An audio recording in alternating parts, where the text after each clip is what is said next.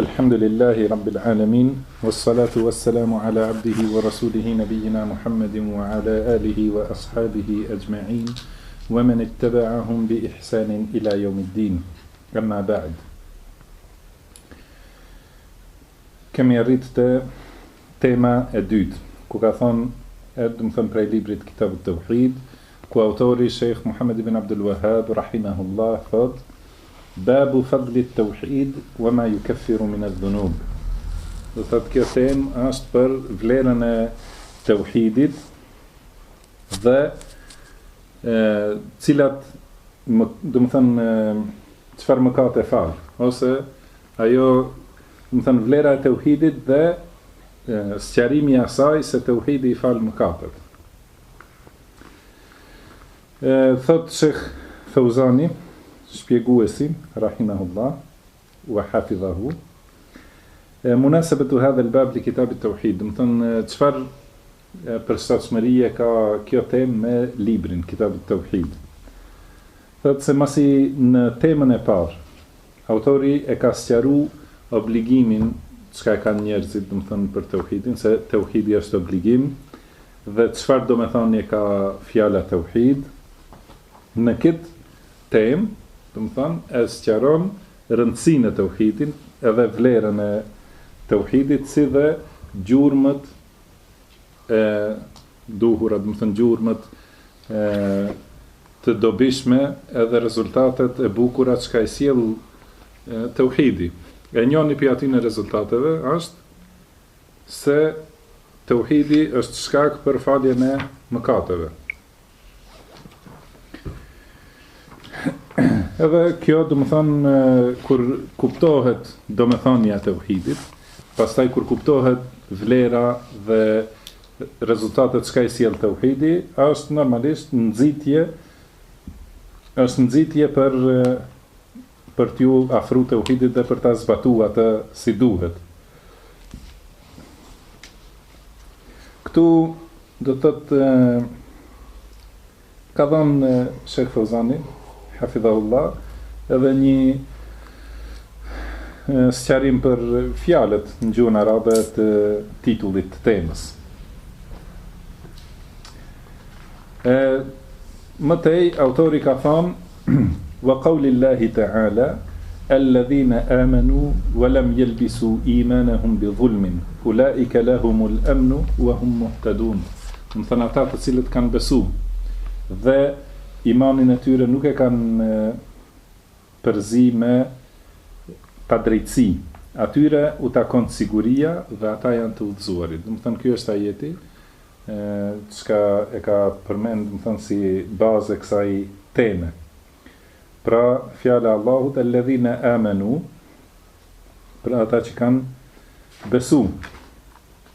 Çdo më thënë ata që kanë besu, do thotë ata që kanë besu me zemër, edhe që e kanë thonë këtë me gojë dhe kanë vepru si pas atij besimi me gjymtyrët e tyre. Kurse kryesorja e këtij besimit, koka e besimit është tauhidi, se pa tauhid nuk besohet, nuk pranohet besimi. Pra nëse nuk është tauhid nuk quhet besim. Do të thënë ata që kanë besu, thot alladhina amanu wa lam yalbisu imanahum bi dhulmin, dhe që imanin e tyre, besimin e tyre nuk e kanë përzi me padrejtësi. Fjala dhulm në gjuhën arabe është gjuhësisht, do të thonë dhulm e përkthejmë padrejtësi. Ata kanë definicion gjuhën arabe, thonë wad'u shay'i fi ghayri mawdi'ihi, do të thotë të vihen gjërat jo në vendet e veta. Do të thonë dhulm ose padrejtësi është me vënë senet aty ku nuk e kanë vendin. Me këtë emër Allahu e ka quajtur në këtë ajet shirkun, pra sepse shirku është padrejtësia më e madhe. Edhe shirku kuptohet se është vënia e ibadetit aty ku nuk e ka vendin. Do të thonë dhënia e ibadetit atij që nuk e meriton. Kurse ai që e meriton ibadetin ose adhurimin është vetëm krijuesi subhanahu wa ta'ala. Nëse ibadeti ose adhurimi i drejtohet krijesave, do të thonë se është padrejtësi. Këtë e sqaron, kjo do të thënë se fjala dhulm këtu është me kuptimin e fjalës shirk, e sqaron hadithi që transmeton Abdullah ibn Mas'udi radhiyallahu anhu, i cili thot: "Lamma nazalat alladhina amanu wa lam yalbisu imanahum bidhulm", thot kur zbriti ky ajeti, ata që kanë besuar dhe nuk e kanë përzier besimin e tyre me padrejtësi, ne tham, ja Rasulullah, ejuna la yadhlimu nafsahu, do të thënë kush prej nesh nuk i bën padrejtësi vetvetes. Do të thënë ata kanë kuptuar se është për qëllim mëkat, janë për qëllim mëkatet, edhe do të thënë çdo gjë që përfshin fjala padrejtësi. Kurse pejgamberi sallallahu alaihi wasallam ka thënë, "Leysa kama taquluna lam yalbisu imanahum." Leysa kama taqulun, do të thënë nuk është ashtu si po mendoni ju ose si thoni ju. Lam yalbisu imanahum bi dhulmin bi shirkin, ka thënë. Pra nuk e kanë përzi besimin me padrejtësi, do të thënë me shirk. Awalam tasma'u ila qawli Luqman libnihi, do të thënë se keni dëgjuar fjalën që ja ka thënë Luqmanit birit të tij, ja bunayya la tushrik billah, o birim, mos i bën shirk Allahut, inna shirka la dhulmun adhim, se shirku është padrejtësi e madhe. Do të thënë, kjo tregon se qëllimi i këtij ajeti është, do të thënë që besimi të jetë i pastër me tauhid dhe mos të njolloset me njollat dhe ndërcirat e shirkut. Edhe atëherë thot Allahu, ata do të thënë që e kanë pas besimin kështu të pastër dhe nuk e kanë përzi me shirk, atyre u takon siguria. Çka është siguria? Është, do të thënë, qetësia e shpirtit edhe largimi i frikave. Do të thënë nuk ka asnjë lloj frike ai njeriu që e ka besimin të pastër, tauhidin e pastër dhe nuk e ka njollos me shirk. Ulaika lahumul amnu, do të thënë atyre u takon siguria, wa hum muhtadun, edhe ata janë të udhëzuarit. Do thotë se janë ata të cilëve Allahu ka dhënë sukses që të ecin në rrugën e drejtë dhe janë të qëndrueshëm në atë rrugë.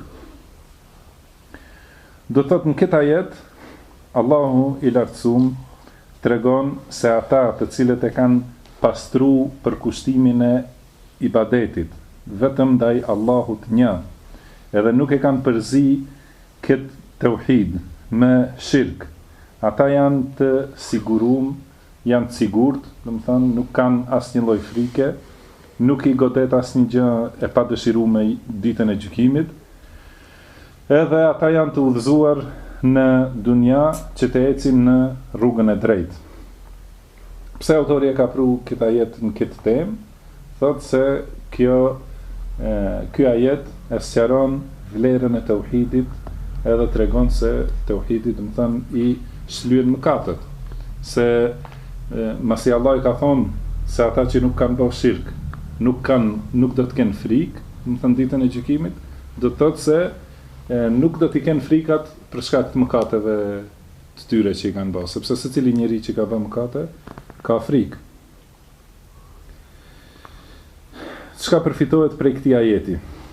Në një, pra se thotë Sheikh Fazani, fadlu at-tauhidi wa thamaratuhu fi ad-dunya wal akhirah. Do të thonë kjo ajet e tregon vlerën e tauhidit dhe frytet që i jep ai në dunja dhe ahiret. Pra në dunja jep sigurim për qëndrim në udhëzim, do të thënë për ecje në rrugën e drejtë, kurse për ahiret sigurim prej frikës së dënimit. Në dy, ky ajet tregon se shirku është padrejtësi e cila e anulon imanin, nëse bëhet fjalë për shirk të madh, ose e cungon, i jep mangësi imanit nëse është shirk i vogël.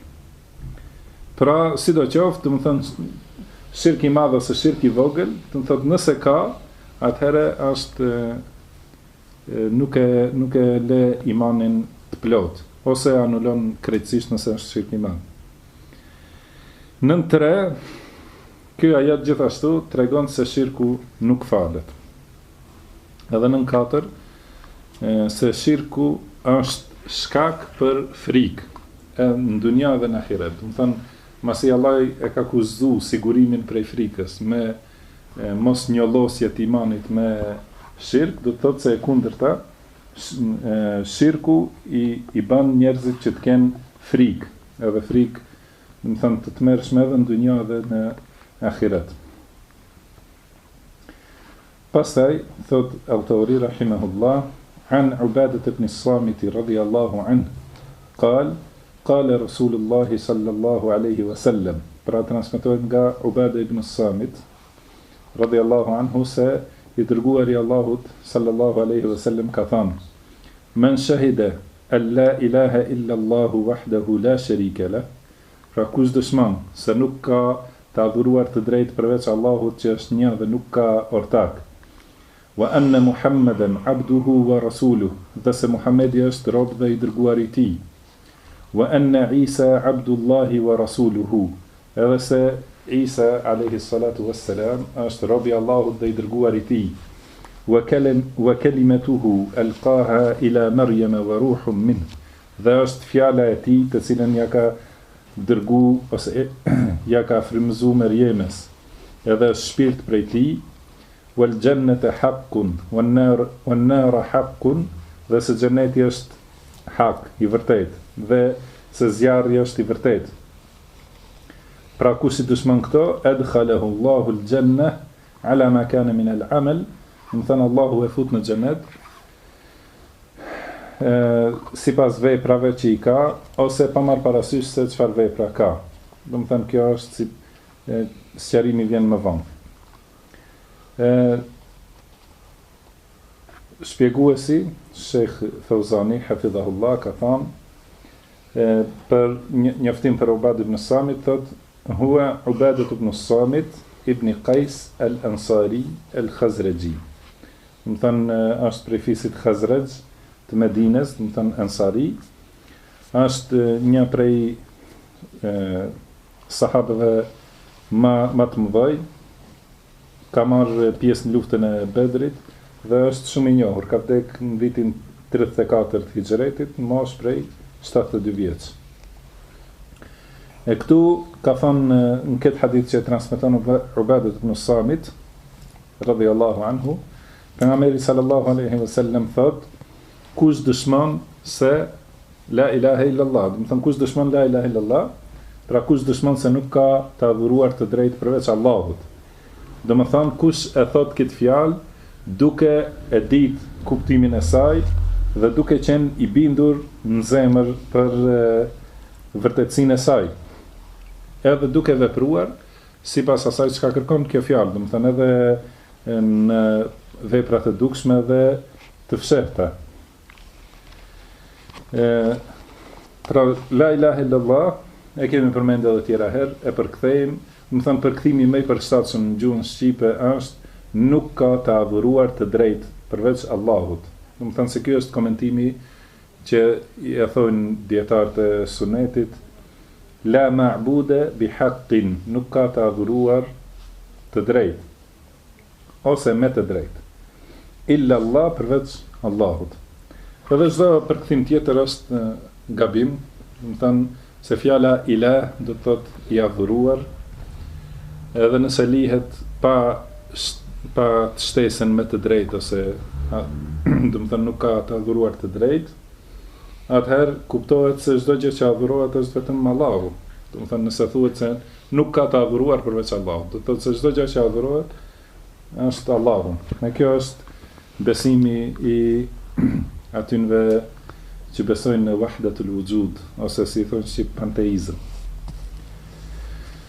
Se të adhuruarit përveç Allahut janë të shumt, mirë po, sikur tham, çdo adhurim që i drejtohet tjetër kujt përveç krijuesit është padrejtësi.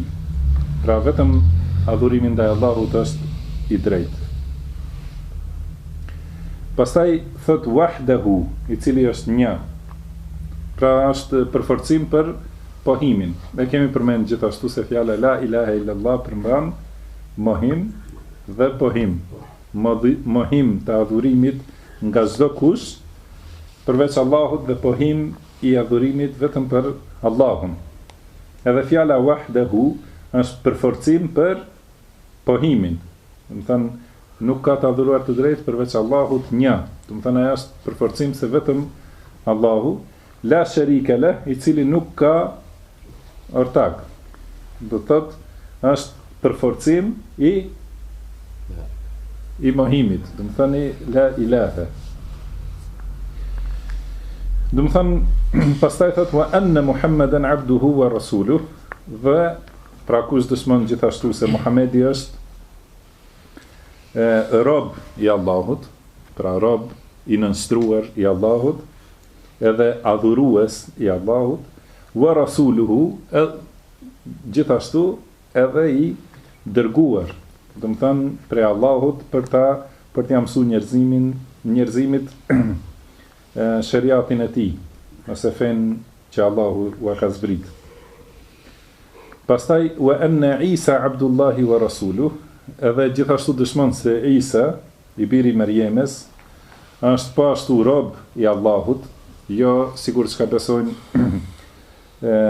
ata që quhen të krishterë se është Allahu, do të thënë Isa është Zoti, ose se është i biri i Allahut, ose siç thonë është një prej Trinitetit, prej treshit.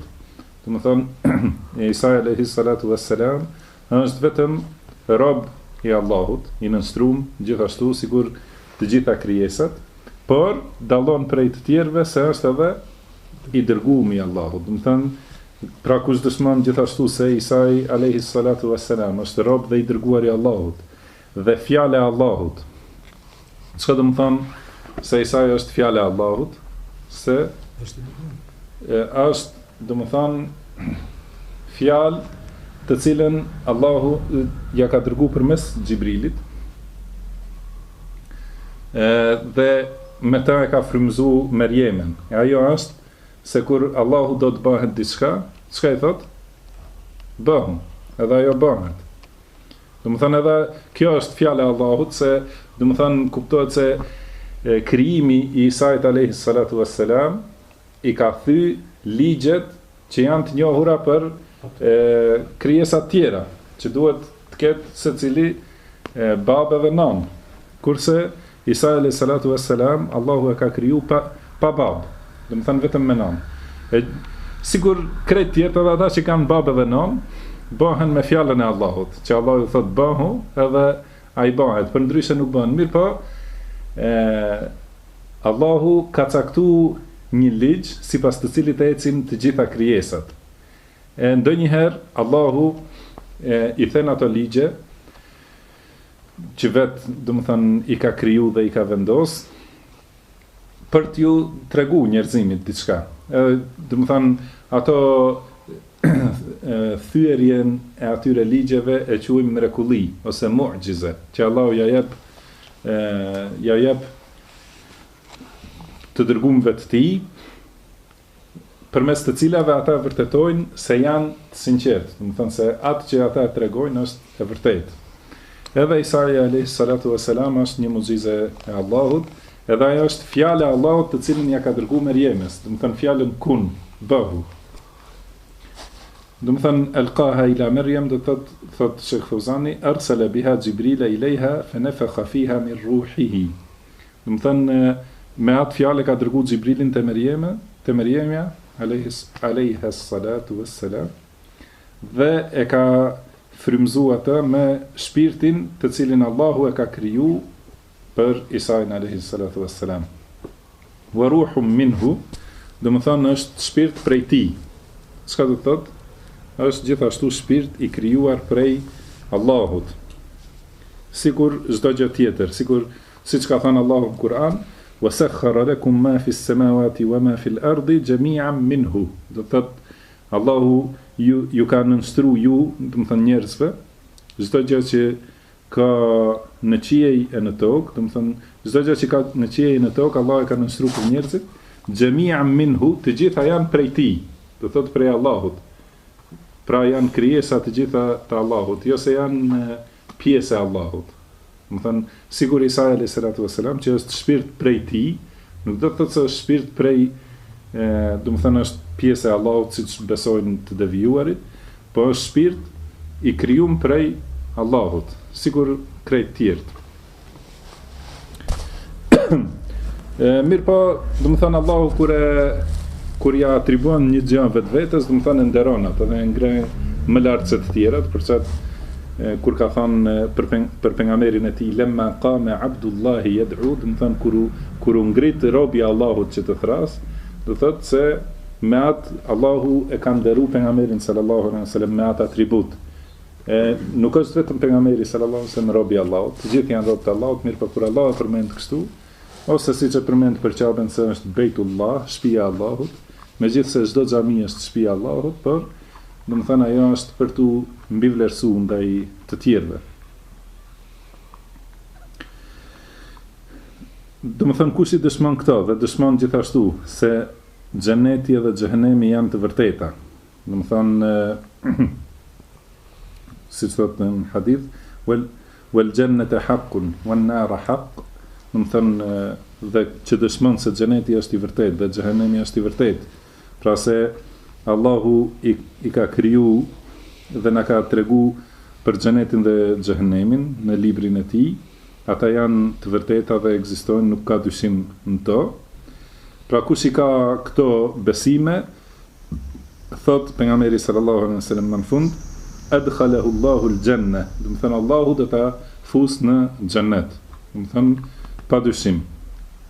Pastaj thot ala ma kana min al-amal, do thot varësisht kjo fjali, do të thënë mund të përmbajë dy kuptime. Kuptimi i parë, do të thënë pa marrë parasysh se çfarë vepra ka bën. Mund të përkthehet që do të thotë se Allahu atë do ta fusë në xhenet edhe nëse i ka lënë obligime të mangët dhe ka bën mëkate, ndalesa, sepse ai që vdes me tauhid, do të thënë pa bërë shirk, edhe me besime ashtu si ka shpall Allahu, ai në fund patjetër do të hije në xhenet. Mirë po nëse ka bërë vepra të këqija, poshtë shirkut, atëherë ka mundësi për ato të dënohet, edhe ka mundësi që Allahu t'ia falë pin fillim edhe ta fusë drejt në xhenet. Do të thënë, sipas këtij kuptimit është kjo domethënie. Do të thënë pa marrë parasysh çfarë vepra ka bërë, se ai më në fund do të hije në xhenet. Mirë po për veprat që i ka bërë, ose do të dënohet, ose Allahu do t'ia falë, se do të thënë çdo mëkat tjetër Allahu e fal edhe pa tëube, përveç shirkut. Kuptimi i dytë është mund të përkthehet sipas veprave që i ka bën. Do të thonë varësisht se çfarë vepra ka bën, do të hije në atë shkallë xhenetit sipas veprave që i ka bën. Do të thonë dikush që ka vdekur me tauhid, ka bën vepra shumë më të mira, do të hije në shkallë më të larta, kurse ai që ka bën më pak vepra të mira, do të jetë në shkallë më të ulta. Këtë hadith e transmetojnë Buhariu dhe Muslimi në librat e tyre sahiha, që janë librat më sahih më të vërteta, do të thënë pas Kuranit. Thot Sheikh Fauzani rahimahullahu wa hafidhahu, pra kuptimi i përgjithshëm i hadithit është se pejgamberi sallallahu alaihi wasallam na tregon duke na tregu, do të thënë, vlerën e tauhidit dhe pozitën e lartë që ka tauhidi, sepse kush i thot shahadetin, do të thënë duke ditë kuptimin edhe duke vepruar sipas kuptimit të shahadetit, edhe në ato që janë të dukshme dhe të brendshme, dhe largohet prej teprimit ose cungimit të vlerës së njerëzve të mirë. Do të thënë duhet se këtu është sqaruar fjala në Muhammeden abduhu wa rasuluhu. Do të thënë me ditë se pejgamberi sallallahu alaihi wasallam është rob i Allahut dhe i dërguar i Allahut. Këto të dyja janë fjalë të cilat pengojnë teprimin, do të thënë që mos me adhuru pejgamberin sallallahu alaihi wasallam, sepse ai nuk është Zot, por është rob i Allahut, por edhe mos me ul pozitën sepse ai është i dërguar i Allahut. Do të thënë është mbi të gjitha krijesat e tjera, por nuk meriton të adhurohet, se edhe ai është adhurues. Edhe Isa alayhi salatu wassalam gjithashtu është rob dhe i dërguar i Allahut, pra të dy janë rob të nënshtruar.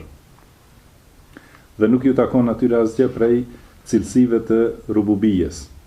Edhe ai njeri, do të thënë që i ka këto dhe beson xhenetin dhe xhehenemin, ai do të hijë në xhenet, edhe nëse bën mëkate që janë më poshtë se shirku, sepse ato falen. Ose mund të dënohet, siç thamë. Edhe kjo, do të thënë, përmendja e këtij hadithi në këtë temë është e përshtatshme, sepse ky hadith e tregon vlerën e tauhidit dhe tregon se tauhidi është shkak për të hyrë në xhenet dhe për të falë mëkatet. Çka fitohet prej këtij hadithi? Në një, vlera e tauhidit dhe argument se tauhidi është shkak për të falë të gjitha mëkatet. Në dy, gjerësia e mirësive të Allahut dhe mëshirës së Tij subhanahu wa taala. Në tre, obligimi dhe detyra, do të thonë për të largu prej teprimit dhe cungimit të vlerës së pejgamberëve dhe njerëzve të mirë. Do të thonë nuk duhet t'ju mohohet vlera e tyre, as nuk duhet të teprohet sa që, do të thonë, ndonjë pjesë e ibadetit të drejtohet atyne, siç bëjnë disa ignorant dhe të devijuar. Nën katër, ky hadith është argument se akidja e tauhidit i kundërshton të gjitha fet tjera. Do të thonë nuk ka ngjashmëri me asnjë fe, qofshin jehudi ose krishter ose mushrik të tjerë, politeist ose ateist, do të thonë nuk ka të përbashkët me fe të tjera. Do të thonë tauhidi është ndryshe. Jo sigur thonë disa se ka pika të përbashkëta me të cilat, do të thonë, duhet bashkëpunohen me kështu me radhë. Edhe nën 5 se mëkatarët prej muwahhidinëve, do të thonë njerëzve të tauhidit, nuk mbeten në zjarr përgjithmonë. Edhe kjo u sqaru disa herë, do të thonë nëse ata kanë mëkate për të cilat do të dënohen, përsëri nuk do të mbeten përgjithmonë, por do të hyjnë në xhennet. Gjithashtu Buhariu dhe thot autori, walahuma fi hadithi Itban, do të thonë gjithashtu Buhariu dhe Muslimi transmetojnë nga Itbani radhiyallahu anhu, thot Sheikh Fawzani, ajo është Itban ibn Malik ibn Amr ibn al-Ijlan al-Ansari min Bani Salim, do të thonë është prej familjes Bani Salim nga fisi Auf. Do të thënë është i familjes Bani Salim ibn Auf, sahabiun mashhur, do të thënë sahabi i njohur, ka vdek gjatë khilafetit të Muawijes radhiyallahu anhu. Në këtë hadith do thotë pejgamberi sallallahu alaihi wasallam thotë: "Fa inna Allaha harrama 'ala an-nari man qala la ilaha illa Allah yabtaghi bidhalika wajha Allah." Do thotë është hadith më i gjatë. Edhe këtu këtë pjesë e ka sjell autori, që është me rëndësi për temën, thot sepse Allahu ja ka ndalu xhehenemit, zjarrit, atë njeri që thot la ilaha illallah, duke e kërku me atë fjalë fytyrën e Allahut. Do thot Allahu ja ka ndalu xhehenemit. Do të thonë xhehenemi nuk mund ta dënoj atë njeri, se këtu ndalesa nuk është, do të thënë inna Allaha harrama, nuk do të thotë se ja ka bë haram me shariat, po ja ka ndalu që nuk mundet të, do të thënë e ka pengu xhehenemin që ta dënojë atë njeri që thot la ilaha illallah, duke e kërkuar këtë fjalë, duke e kërkuar me këtë fjalë fytyrën e Allahut, do të thotë me sinqeritet nëse e thot, jo për sy e faqe, ose do të thënë për të tregu ose për të fitu diçka me ta.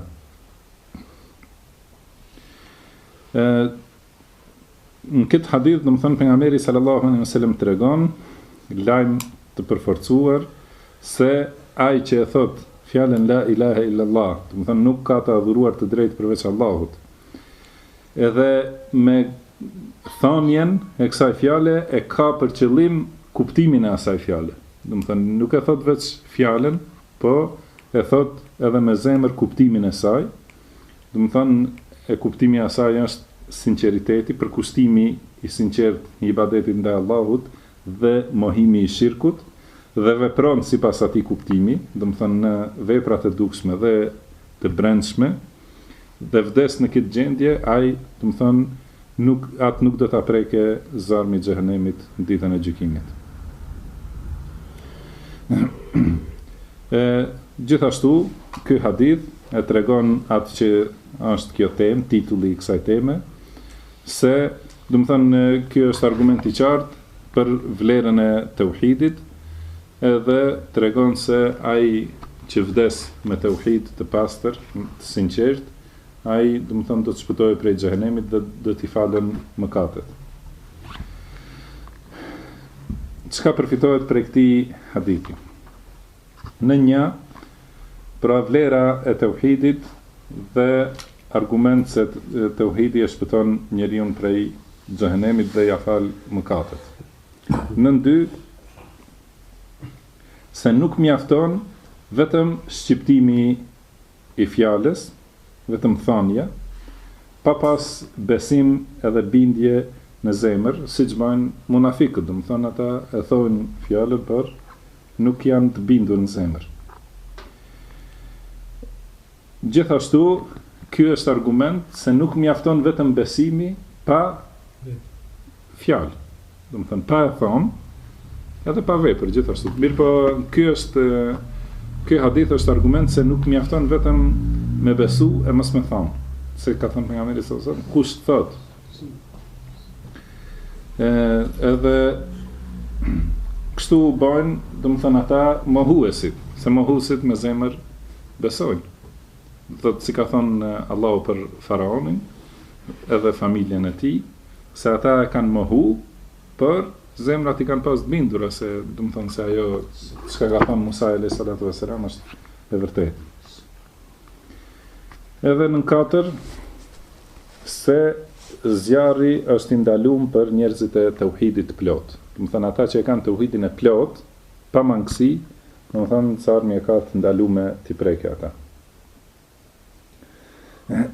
Në 5, se asnjë vepër nuk bën dobi përderisa ajo nuk është e sinqertë për Allahun. Pra se në fund ka thënë që e kërkon fytyrën e Allahut me atë fjalë, do të thonë me sinqeritet.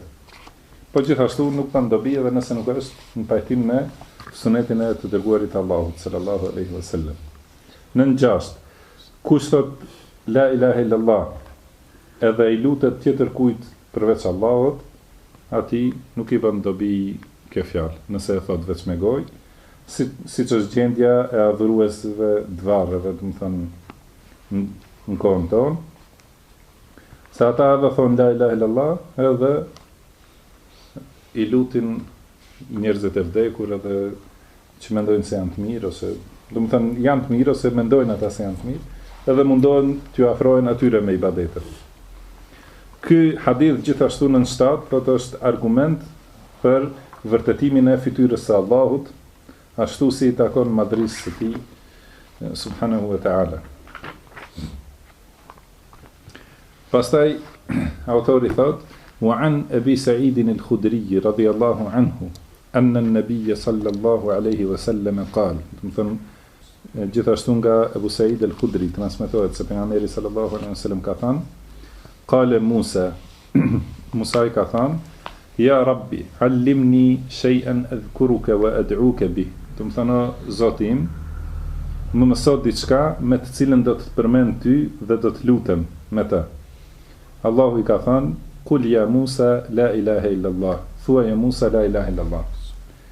Ka thënë Musa alayhi salatu wassalam ya Rabbi kullu ibadika yaquluna hadha. Ka thënë të gjithë robërit e tu e thonë këta. Kurse Allahu i ka thënë ya Musa law anna as-samawati as-sab'a wa 'amirahunna ghayri.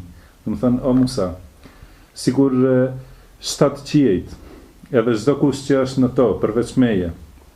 Wal aradhina as-sab'a fi kaffa, edhe 7 tokat, nëse janë në një anë të peshores, wa la ilaha illallah fi kaffa, kurse la ilaha illallah në anën tjetër, malet bihinna la ilaha illallah, do të thonë do të rëndoje më shumë fjala la ilaha illallah.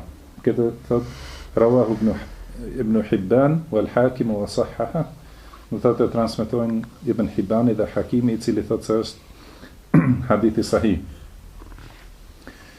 Abu Sa'id al-Khudri radhiyallahu anhu është Sa'd ibn Malik ibn Sinan al-Khazraji al-Ansari al-Khudri. Do të thonë i përket familjes Benu Khudra. Është sahabi i madh, edhe i biri sahabiut. Është prej sahabëve që kanë transmetuar më shumë hadithe. Ka vdek në vitin 74. Musa është për qëllim i dërguari i Allahit, Musa ibn Imran sallallahu alaihi wasallam, i cili është dërguar te bijtë e Israilit. Është i dalluar prej pejgamberëve të tjerë se ka fol me Allahun drejt për drejt, do të thonë. Musa alayhi salatu wassalam ka kërku prej Allahut të madhëruar, do të thënë një fjalë me të cilën do ta përmende Allahun, do të thënë do ta madhroja dhe do ta falenderoja. Edhe gjithashtu me atë fjalë që ta lutë Allahun, do të thënë që ta ketë si ndërmjetësim për Allahun kur ta përmende atë fjalë. Edhe Allahu ja ka mësuar fjalën la ilaha illallah, mirë po Musa alayhi salatu wassalam ka thonë të gjithë robërit e tu e thonë këtë fjalë, do të thonë ka dashur një fjalë të veçantë që është më e madhe.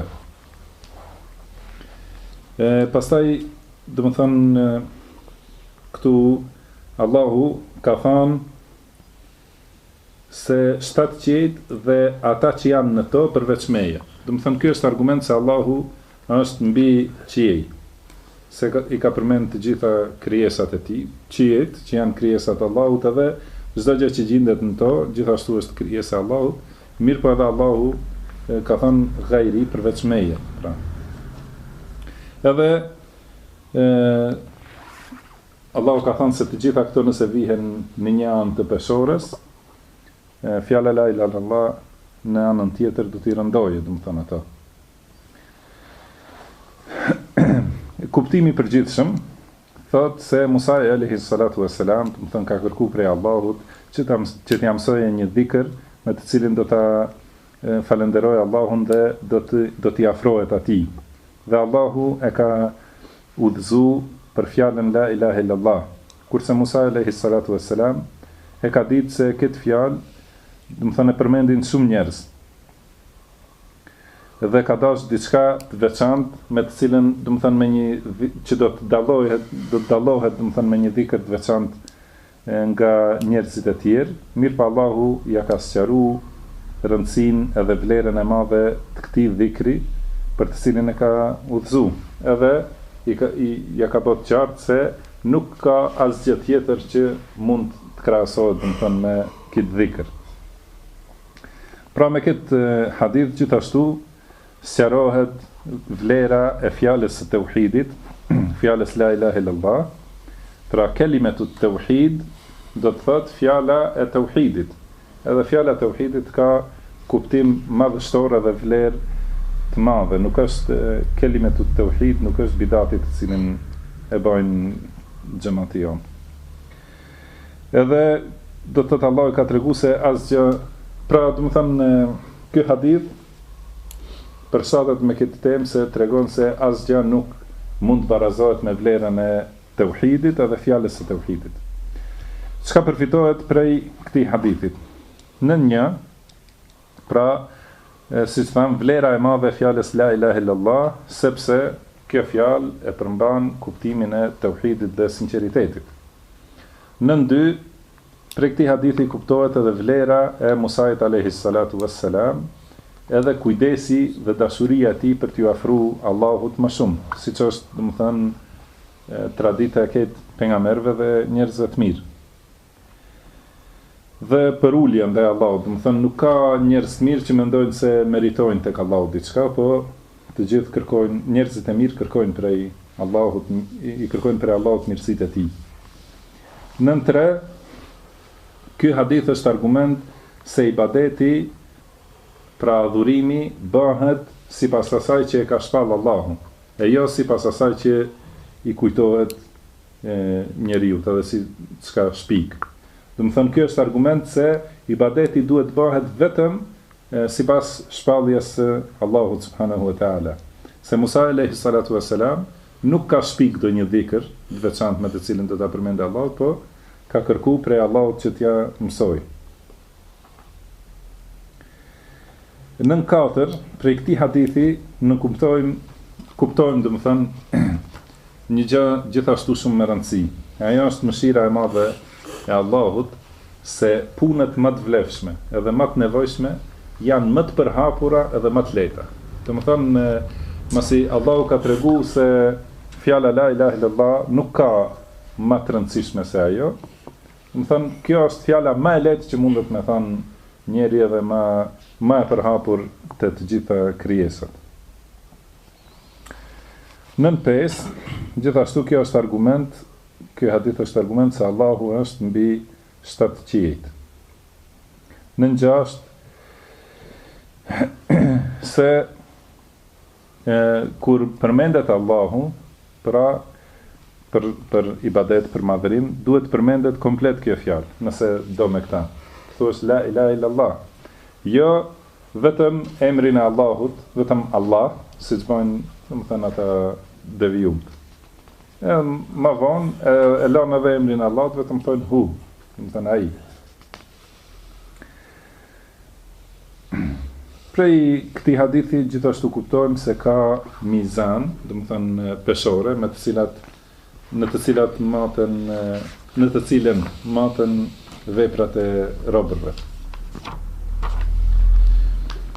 Ky hadith gjithashtu është argument se madje edhe pejgamberët e Allahut kanë nevojë që t'ju tregohet rëndësia e tauhidit, e fjalës la ilaha illallah. Do të thonë, atëre duhet ta kuptojmë se daveti si duhet të vazhdojë. Do të thonë se duhet patjetër njerëzve gjithmonë t'u mësojmë këtë dituri madhështore. Edhe në 9 se edhe toka është 7 kat, do të thonë siç janë qiejt. Gjitha, do të thonë pastaj autori thot Walit Tirmidhi wa hasanahu, do të thonë edhe Tirmidhiu transmeton një hadith të cilin e bën hasan nga Anesi radhiyallahu anhu, i cili ka thënë Sami'tu Rasulallahi sallallahu alaihi wasallam yaqul, do të kam dëgjuar të dërguarin e Allahut duke thënë Qala Allahu ta'ala, pra Allahu i lartësuar ka thënë Yabna Adam, o biri Ademit, law ataytani bi qurabil ardi khataya, do të thënë nëse vjen me mëkate sa është krejt toka, thumma laqitani la tushriku bi shay'a, pastaj më takon mu pa mba shirk asgjë, la ataytuka bi qurabiha maghfira, unë do të sjell ty falje sa është toka, do të thënë pa aq sa ke bë mëkate. Anesi është Anas ibn Malik ibn Nadir al-Ansari al-Khazraji. Do të thënë ky ka qenë shërbëtori i pejgamberit sallallahu alaihi wasallam, i ka shërby 10 vjet. Edhe ka thënë Anesi radhiyallahu anhu se i kam shërby pejgamberit sallallahu alaihi wasallam 10 vjet, edhe asnjëherë nuk më ka qortu, as nuk më ka godit, as nuk më ka bërtit, as nuk më ka thonë për diçka që e kam bë, pse e bën kështu, as nuk më ka thonë për diçka që s'e kam bë, pse nuk e bën kështu. Kurse ky ka qenë fëmijë, domethënë atëherë. Paramendoni do të thotë nuk mund të ne ta paramendojmë sjelljen e pejgamberit sallallahu alaihi wasallam me fëmijët. Jo, do të thotë më tepër. Edhe për ta ka thënë pejgamberi sallallahu alaihi wasallam Allahumma akthir malahu wa waladahu, më thënë Allah shtoja pasurin dhe fëmijët, wa adkhilhu al-janna, edhe fute në xhennet. Edhe në dunja, do të thënë këto të dyja janë realizuar, ka pas pasuri shumë edhe ka pas fëmijë, do të thënë numër shumë të madh të fëmijëve. Ka vdekë në vitin 92 ose sipas disa mendimeve 93 të hijretit, edhe atëherë ka pas përmi 100 vjet. Pra, këtu fjala qurab, bi qurabil ard, do të thënë sa është toka, e përkthejmë zakonisht, po është për qëllim, do të thënë, nëse krejt toka është e mbushur me mëkate. Mirë po, do të thënë, ky është hadith qudsi, të cilin pejgamberi sallallahu alaihi wasallam e transmeton prej Allahut. Këtu tregon Allahu duke ju drejtuar bijve të Ademit, njerëzve, se edhe nëse bajnë mëkate aq shumë sa mbushet e gjithë toka, mirë po, nuk e bajnë mëkatin e shirkut, do të thënë deri në vdekje, ose të paktën, do të thënë nëse pendohet njeriu përpara vdekjes, përpara se t'i vi vdekja, nëse pendohet prej tëubes, nëse pendohet prej shirkut, bën tëube, do të thënë prej shirkut, atëherë të gjitha mëkatet, thotë Allahu, unë të vi po aq falje të bi, do të thënë sa ke pru mëkate. Edhe ky hadith është i njëjtë sikur ajeti, do të thënë se të dy e kanë burimin e njëjtë, ku thotë Allahu, inna Allahe la yaghfiru an yushraka bihi, do të thënë Allahu nuk e fal shirkun, pra atë mëkatin e shirkut, wa yaghfiru ma dune dhalika liman yasha, kurse përveç tij ja fal kujt doj. Do të thënë sikur çka thamë edhe më herët, ai njeriu që vjen ditën e gjykimit pa shirk, do të thënë ai sigurisht se do të hyjë në xhenet. Mirë po, për mëkatet, nëse do Allahu ja fal, pra wa yaghfiru ma dune dhalika liman yasha, kujt doj Allahu ja fal. Edhe ato mëkate krejt, e kam doje dënon si pas mëkateve, pastaj përfundimin e ka në xhenet. Edhe ky hadith, pra përshtatet me këtë temë, se është argument për shpërblimin e madh, të cilin e sjell tauhidi, edhe është argument se për shkak të tauhidit Allahu i fal të gjitha mëkatet tjera, edhe nëse janë shumë. Çka përfitohet prej hadithit? Në një, vlera e tauhidit dhe shpërblimi i madh i tij. Në dy, gjerësia e mirësisë dhe mëshirës së Allahut dhe faljes së tij. Në tre, ky hadith është refuzim për xhavarixh, të cilët e bëjnë kafir mëkatarin, do të thënë atë që bën mëkat, edhe nëse mëkati nuk është shirk, do të thotë. Në katër, ky hadith është një prej argumenteve se Allahu flet sipas asaj që i takon madhrisë së tij. Në pesë, ky është sqarim i fjalës la ilaha illallah, se do të thënë fjala la ilaha illallah nuk kupton largim edhe braktisje e shirkut, pa më parasysh është shirk i vogël ose i madh, ose shirk edhe nëse është pak ai shirku ose është shumë. Pra nuk mjafton vetëm të thuhet la ilaha illallah, po duhet edhe largim prej shirkut. Në gjashtë, ky është një prej argumenteve që vërtetojnë ringjalljen, llogaritjen dhe shpërblimin sipas veprave.